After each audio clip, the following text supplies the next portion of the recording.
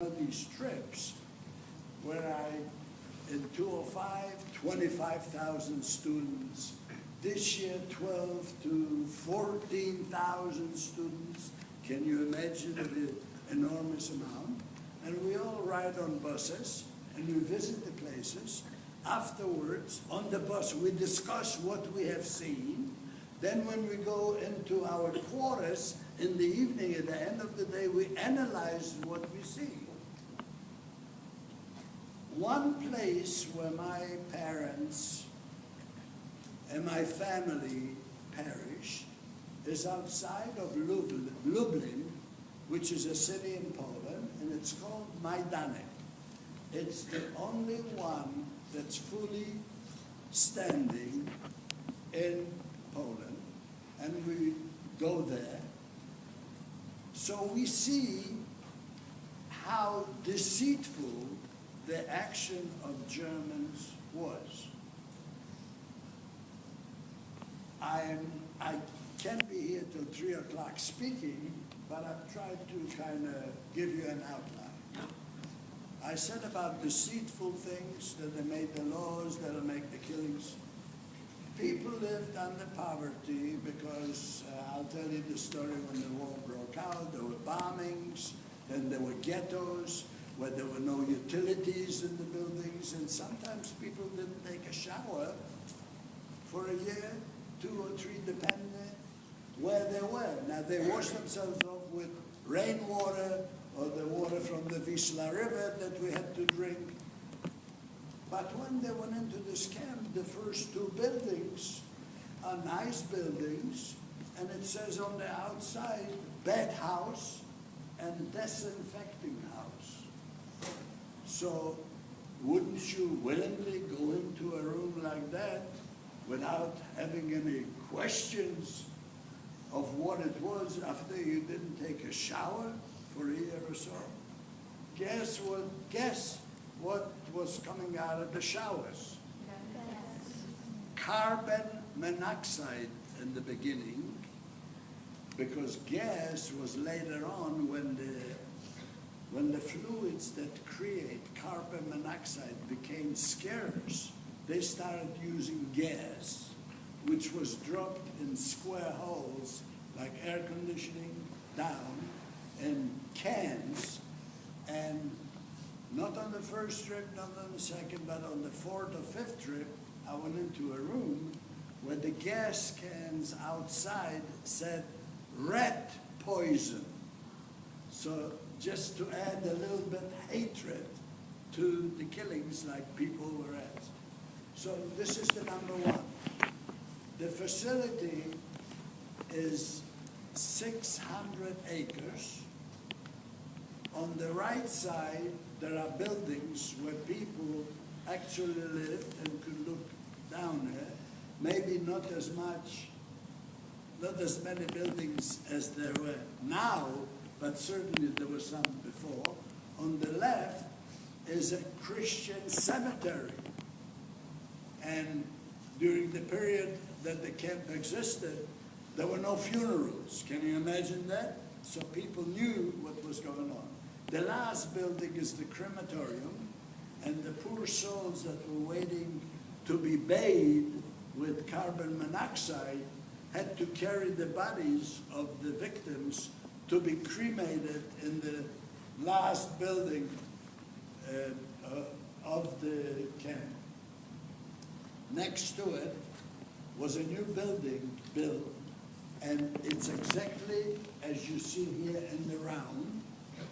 There are pillars, like you have here, only about 4 or 6, that hold the roof. Everything is open, and consider a wall in the middle with a sidewalk that wide for people to go around. The wall is about that tall.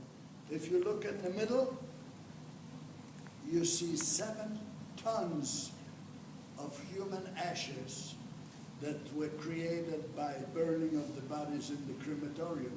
And they have 5 or 6 ovens there with pieces of bone that were not consumed by the extreme heat.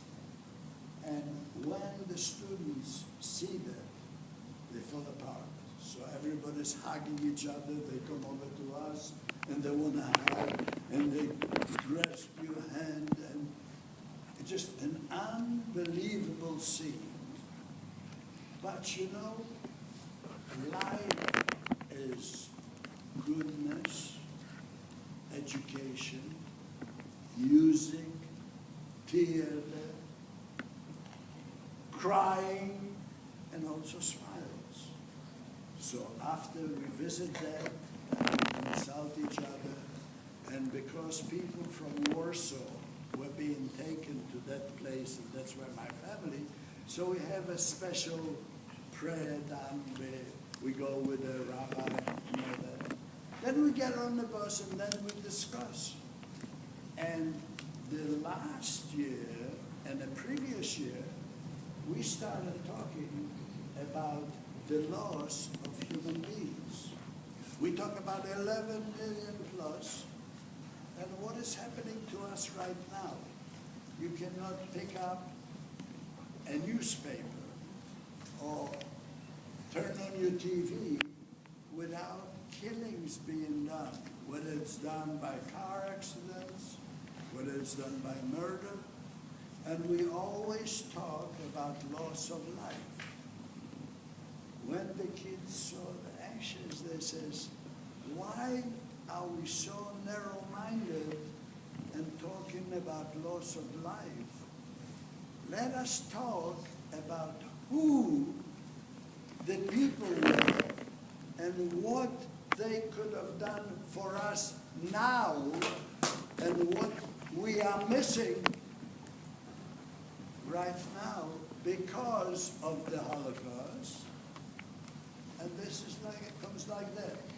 How many of these victims or their offsprings could have been as smart as Einstein, as some of the doctors we have, souls, debatees, negotiators, musicians, painters, the Beatles, Elvis Presley's, maybe you don't know, but some of your teachers and the little bit older ones know.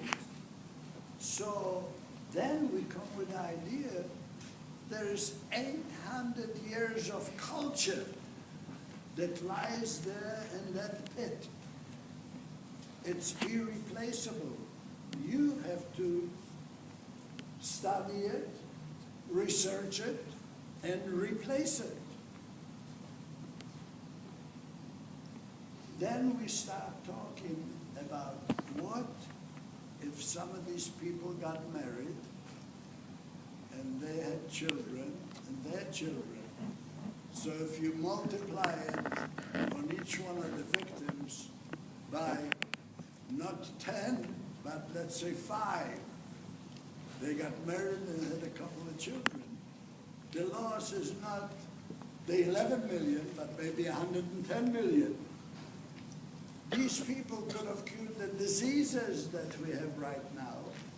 Maybe negotiated peace where we wouldn't have to have any armies and spend money on foolishness rather than food and hunger and improvement of life and research for a better life and better.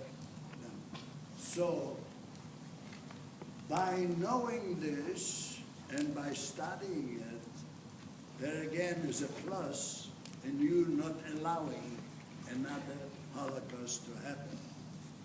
So the moral of the story is grab the horse by its tail and the bull by its horns and become an upstander and don't be a bystander. And try to treat anybody that you are associated with the way you would like to be treated. Let them believe in what they believe in, but let them allow you